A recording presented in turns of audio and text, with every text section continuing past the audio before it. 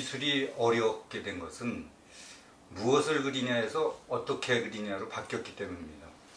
무엇을 그렸냐는 이제 그 내용에 해당되는 것이기 때문에 그 그림의 내용만 알면 이해하기 쉽죠. 그렇지만 어떻게 그렸냐는 표현의 문제이기 때문에 표현이라는 것은 재료나 기법에 관련된 문제입니다. 그러니까 중심축이 무엇을 그렸냐에서 어떻게 그렸냐가 바뀌었다는 얘기죠. 오늘 만나볼 박현옥 작가는 어떻게 그렸느냐 여기에 중점을 두는 작가입니다. 그런데도 불구하고 그림이 굉장히 이해하기가 쉽다는 것이 박현옥 선생님 그림의 장점이라고 할 수 있겠죠. 박현옥 선생님 오늘 만나게 돼서 고맙습니다. 네, 반갑습니다. 지금 보면은 이 뒤에 보이는 그림이 아주 독특합니다. 네. 이게 이제 재료가 뭐죠?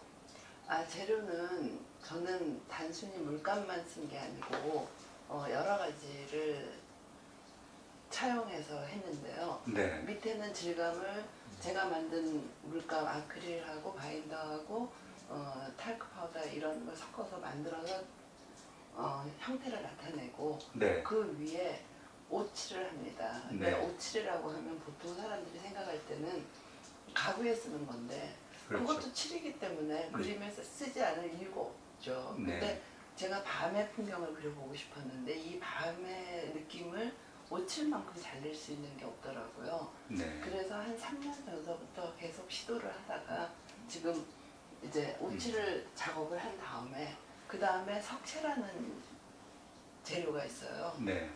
돌가루인데 그 돌가루로 가지고 바인더랑 섞어서 다시 그림을 다 그린 다음에 다시 옷을 가지고 연하게 해서 한번 다시 지웁니다. 지우면 이 시간이 흐르면서 옷의 색깔이 핀다고 하는데 옅어져요.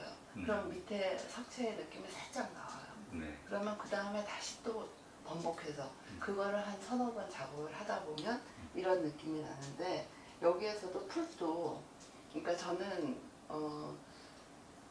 풍경을 보이는 풍경이 아니고 내 마음속에 있는 풍경인데 여기서도 표현을 하는 게 석채를 한다면 오칠을 하고 다시 석채를 하면서 이 뒤를 표현을 하고 이런 거를 재료를 가지고 네. 시도를 해봤습니다.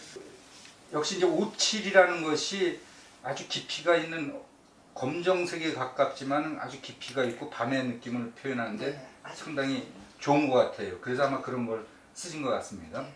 만약에 이걸 진짜 좋아하는 사람이 있어서 네. 근데 저처럼 옷에 알레르기 있는 사람이 이걸 살 수가 있는지. 예, 살 수 있습니다. 이게 네. 옷이라는 거는 마르기 전에 네. 옷이 오른다 그러죠. 이게 완전히 마른 상태에서 만져도 아무 문제도 없습니다. 아, 그렇군요. 네. 근데 사실 박 선생님이 그 시장에서도 좀 많이 팔리는 작가로 제가 알고 있는데 그런 그림은 이런 그림보다는 이제 물감의 그 제절감 네. 그런 걸 이용해서 하는 꽃 그림을 주로 그리셨잖아요. 네, 유화. 유화죠. 네. 근데 그 꽃 그림이라는 것은 이제 동서양의 많은 화가들이 꽃을 그렸는데 어떤 꽃을 그렸냐는 게 아니라 이제 어떻게 그렸느냐 이런 데 초점을 둔 그림이라고 생각이 듭니다. 네. 그래서 그림을 보면은 상당히 물질감이 굉장히 강하게 드러나는데 그런 그림도 역시 마찬가지로 꽃을 그린 것보다는 재료의 특성 그렇죠. 이런 거를 연구하기 위해서 기법을 만드신 게 아닌가 그런 생각이 드는데 그런 겁니까? 예, 그림을 맨 처음에는 유화를 네. 얇게는 안 했지만 두껍게 했는데 하다 보니까 이 유화가 가지고 있는 특성이 있어요. 그렇죠. 마르면서 네. 그리고 또 색을 제가 만들어서 그리는 것보다 네. 화면에 물감을 짜서 네. 물감과 물감이 그 자리에서 섞이면 아주 오묘한 맛이 나요. 그래서 네. 그걸 이용해서 장미도 그리고 뭐 양귀비도 그리고 이제 뭐 모든 꽃은 그릴 수 있지만 제가 특히 많이 그렸던 건 장미였던 것 같아요. 그러니까 맨 캔버스에다가 네. 밑그림 없이 그냥 그렇죠. 즉흥적으로 네. 그러니까 직관적으로 그려내는 방식이잖아요. 그러니까 그런 걸 통해서 뭐를 표현하려고 생각을 하셨어요? 그런 기법을 통해서. 제가 꽃을 그린 거는 꽃은 인류가 붓을 들었다고 하나 무언가를 그리기 시작할 때부터 꽃이 등장하지 않은 적은 없었어요. 그렇죠. 그래서 여러 가지 중에서 꽃을 그리게 됐는데 그 물감의 덩어리를 가지고 붓으로 하나하나 만들어가는 그 재미가 네.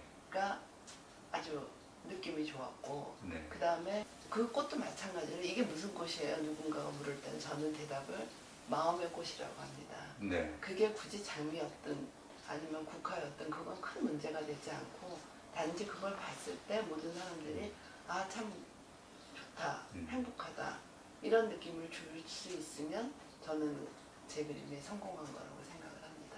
선생님 그림은 아까도 말씀드린 것처럼 즉흥적으로, 직물적으로, 직관적으로 화면에다가 그냥 구성을 해서 네. 물감을 발라서 그냥 그려내잖아요. 그렇죠. 그러니까 그런 것이 어떤 순간적인 느낌인 것 같아요. 그렇죠. 그래서 언젠가 박 선생님이 그 작가 노트에 쓴 거를 제가 읽은 적이 있는데, 거기서도 보면 생명이 생성과 소멸의 과정에서 어떤 순간을 그려냈다 이런 얘기를 들은 것 같은데, 그런 느낌을 아마 물감의 재질감 통해서 표현한 게 아닌가 그런 생각이 드는데 어떠세요? 네, 맞습니다. 그 순간의 느낌을 꽃을 그릴 때도 그 활짝 핀 그 순간을 캐치해서 그린 거잖아요. 그렇죠. 그러니까 뭐 선생님 말씀대로 그게 맞다고 볼 수 있죠.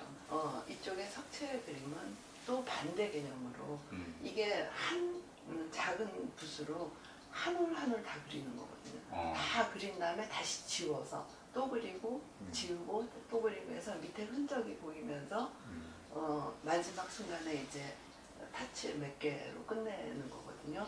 그러니까 그런 부분에서는 재료에 의해서 그리는 방식도 너무나도 틀린 거죠. 그렇죠. 유화는 순간 그려서 그걸 그대로 냅두고 이거는 수없이 반복을 하는 거예요. 그래서 네. 이쪽도 그렸다 저쪽도 그렸다 너무나도 상반된 그림을 그리는 것 같은데, 결론적으로 보면 마지막은 같은 거라고 생각하고 두 부분이 지금 만나는 시점이 아닌가 그렇게 생각합니다. 물감이 많이 들겠네요. 좀 들죠. 좀 들죠. 네. 이제 지금 이렇게 짜는 게 이제 구성이네요, 결국은. 네. 이렇게 한 다음에 어.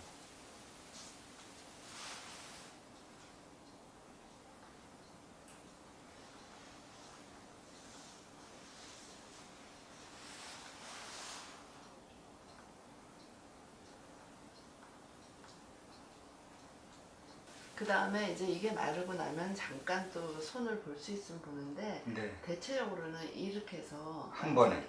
예. 네. 근데 이제 이게 금방 되는 게 아니고 그동안 저도 여러 번 많이 했고 했기 때문에 이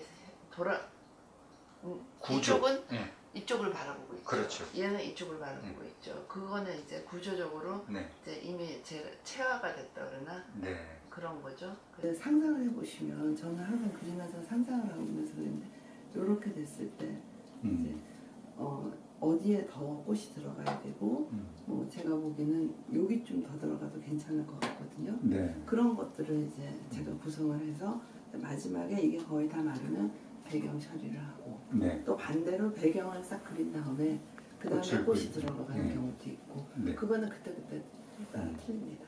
오늘 박현옥 선생님 작업실에 왔습니다. 기꺼이 그 시범도 보여주셨는데 아주 신기한 작품. 보기는 쉽지만 굉장히 신기한 느낌이 들었습니다. 박 선생님 작품을 보면서 그 우리가 사는 이 인간의 삶이라는 것이 유한한 건데, 상당히 그 유한한 삶 속에서 그 순간에 빛나는 순간을 그 물질감, 재료의 물질감으로 잡아내는 작업이라는 생각이 듭니다. 그래서 박 선생님 작업은 이 삶의 그 긍정의 에너지를 순간에 이렇게 포착하는 작업이 아닌가 그런 생각이 들었습니다. 오늘 어떠셨습니까? 예, 감사합니다. 좋은 프로그램에 저도 참여를 하게 되어서 굉장히 영광으로 생각하고 모든 사람이 봤을 때 행복한 그림이었으면 좋겠고요. 마찬가지로 저도 그림을 그리는 매 순간순간 행복합니다. 그 에너지가 보는 사람으로 하여금 느껴졌으면 참 좋겠습니다. 제 그림의 제목이 무한하서도 일부 중에 하나인데, 이 무한하서라는 거는 꽃이 끊임없이 피고 다시 지고 다시 피고 계속 번복적으로 개화를 하는 건데, 그거는 우리의 삶의 모습이 아닌가 생각합니다. 여러분들도 많은 그림들을 보시고 행복한 마음을 가져 있었으면 감사하겠습니다. 오늘 그러니까 긍정 에너지를, 긍정 바이러스를 많이 이렇게 담고 가는 그런 시간이었습니다. 네. 감사했습니다. 감사합니다.